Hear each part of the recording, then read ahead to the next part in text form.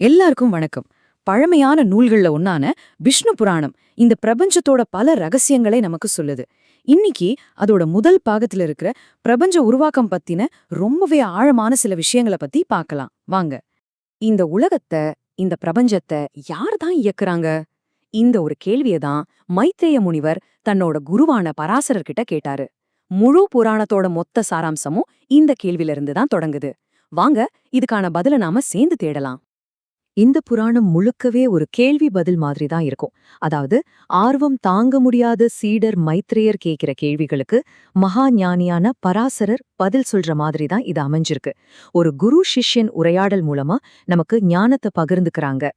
சரி, முதல்ல பிரபஞ்சத்தோட அடிப்படையான கேள்வியிலிருந்து ஆரம்பிக்கலாம். நாம எப்படி உருவானோம்? இந்த உலகத்தை ஆட்டி படைக்கிற அந்த கடைசி சக்தி எது? இந்த மாதிரி கேள்விகளுக்கெல்லாம் இந்த பகுதி நமக்கு பதில் சொல்ல போகுது. இந்த ஒரு வரிதான் விஷ்ணு புராணத்தோட உயிர் நாடின்னே சொல்லலாம். அதாவது எல்லாமே அவர்கிட்ட இருந்து தான் வருது, கடைசியில அவர்கிட்டயே போயிடுது. விஷ்ணுங்கிற அந்த ஒரே தெய்வீக சக்தி தான் பிரபஞ்சத்தோட ஆரம்பம், முடிவு, அப்புறம் தர்மத்தோட பாதுகாவலர். சரி, அந்த மகாசக்தி இந்த பிரம்மாண்டமான பிரபஞ்சத்தை எப்படி உருவாக்குச்சு? பராசரர் விளக்குற அந்த படைப்பு ரகசியத்தை நாம இப்போ ஸ்டெப் பை ஸ்டெப்பா பார்க்கலாம் வாங்க. கொஞ்சம் யோசிச்சு பாருங்களே, படைப்புக்கு முன்னாடி எதுவுமே இல்ல. ராத்திரி இல்ல, பகல் இல்ல, பூமி வானோன் எதுவுமே இல்ல. ஒரே குமிருட்டு, ஒரு பெரிய சூன்யம். ஆனா அந்த சூன்யத்துக்குள்ள படைப்புக்கான மூல விதை, அதாவது மூல பிரகிருதி மட்டும் விஷ்ணுவோட ஒரு பகுதியா அமைதியா உறங்கிட்டு இருந்துச்சு. படைப்போட இந்த செயல்முறை ரொம்பவே ஆச்சரியமானது. முதல்ல உருவமே இல்லாத அந்த மூலப்பொருளான பிரகிருதி அசைய ஆரம்பிக்குது. அதிலிருந்து பிரபஞ்சத்தோட பேரறிவான மகத்தத்துவம் உருவாகுது. அப்புறமா ஒவ்வொரு பொருளுக்கும் நான் அப்படிங்கிற தனிப்பட்ட உணர்வை கொடுக்கற அகங்காரம் பிறக்குது. இதுக்கப்புறம்தான் நமக்கு தெரிஞ்ச பஞ்சபூதங்களும் நம்ம புலன்களும் உருவாகுது. கடைசியா அந்த தெய்வீக சக்தி பிரம்மாவோட ரூபம் எடுத்து நம்ம வாழ்ற இந்த கிரகங்கள், தேவர்கள், மனுஷங்கள்னு எல்லா உயிரினங்களையும் உருவாக்கி இந்த பிரம்மாண்டமான பிரபஞ்சத்தை ஒழுங்குபடுத்துது. இதோட படைப்பு நிறைவடையுது. படைப்பை பத்தி பார்த்துட்டோம். அடுத்து காலம். நம்ம கேலண்டர்ல இருக்கிற மாதிரி இது ஒரு நேர்கோடு கிடையாது. இது ஒரு பெரிய சக்கரம், ஒரு முடிவே இல்லாத சுழற்சி. இத பத்தி தெரிஞ்சுக்கிறதே நம்மள உண்மையிலே பிரமிக்க வைக்கும். காலத்தோட அடிப்படை யூனிட் சதுர் யுகம், அதாவது 4 யுகங்கள் சேர்ந்த ஒரு முழு சைக்கிள். நல்லது, கெட்டது, வளர்ச்சி, வீழ்ச்சின்னு இந்த சைக்கிளை புரிஞ்சுக்கிட்டா வாழ்க்கையில வர ஏற்றத்தாழ்வுகளையும் நம்மால ஈஸியா புரிஞ்சுக்க முடியும். ஒரு சதுர்யுகத்துல 4 யுகங்கள் இருக்கு. தர்மம் உச்சத்துல இருக்கிற கிருத்த யுகத்துல ஆரம்பிச்சு கொஞ்சம் கொஞ்சமா குறைஞ்சு அதர்மம் தலைவரிச்சி ஆடுற கலியுகத்துல முடியுது. இது பிரபஞ்சத்தோட ஒரு வீழ்ச்சியையும் அதுக்கு பிறகு வரப்போற ஒரு மறுமலர்ச்சியையும் காட்டுது. 30,67,20,000.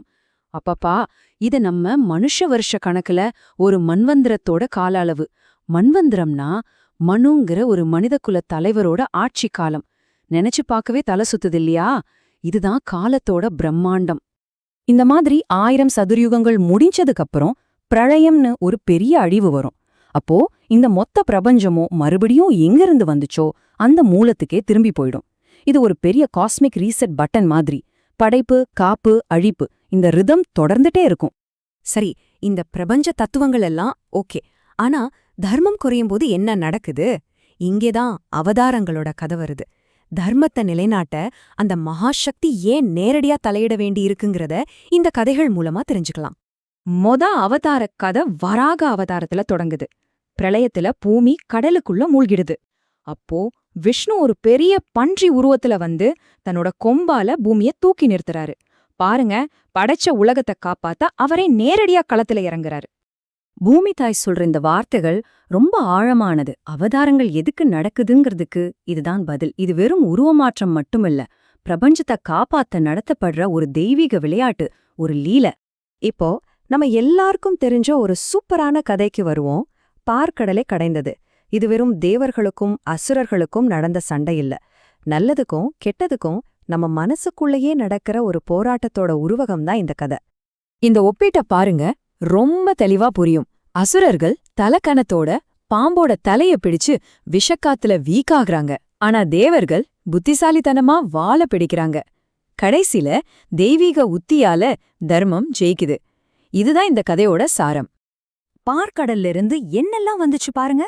கேட்டத குடுக்கற காமதேனு, தேவலோக மரம் பாரிஜாதம், அப்சரஸ்கள், நிலா, அப்புறம் ஆழகால விஷம் கூட வந்துச்சு. கடைசியா தன்வந்திரி அமிர்த கலசத்தோட வர்றார். அதோட உச்சகட்டமா செல்வத்துக்கு அதிபதியான மகாலட்சுமி தேவியே வராங்க. பிரபஞ்சத்துக்கே மறுபடியும் நல்ல காலம் பறக்குது. படைப்பு, காலம், அவதாரங்கள்னு நிறைய பார்த்துட்டோம். இதெல்லாம் தனித்தனி கதையா தெரிஞ்சாலும் இது எல்லாமே ஒரே ஒரு விஷயத்தை நோக்கி தான் போகுது. அது என்ன? விஷ்ணு புராணத்தோட அந்த இறுதி தத்துவத்தை இப்ப பார்க்கலாம். நம்ம நினைக்கிற மாதிரி படைக்கிற பிரம்மா, காக்கிற விஷ்ணு, அழிக்கிற சிவன், இவங்க 3 பேரும் வேற வேற ஆட்கள் கிடையாது. அவங்க எல்லாரும் ஒரே பரம்பொருளோட, அதாவது நாராயணனோட வெவ்வேறு அம்சங்கள், வெவ்வேறு வேலைகளை செய்யற ஒரே சக்தியோட 3 முகங்கள். சுருக்கமா சொல்லணும்னா, இந்த உலகத்தை படைக்கிறதும் அவரே, காக்கிறதும் அவரே, அழிக்கிறதும் அவரே. எல்லாமே அந்த ஒருவர்தான். இதுதான் இந்த புராணத்தோட ஒன்லைன் மெசேஜ். சரி, இவ்ளோ பெரிய பிரபஞ்ச நாடகத்தை பத்தி தெரிஞ்சுக்கிட்டோம். இப்போ ஒரே ஒரு கேள்விதான். இந்த பிரம்மாண்டமான காஸ்மிக் பிளேல உங்களோட ரோல் என்ன? நீங்க யாரு? இந்த தெய்வீக விளையாட்டுல நீங்க எங்க இருக்கீங்க? யோசிச்சு பாருங்க. நன்றி.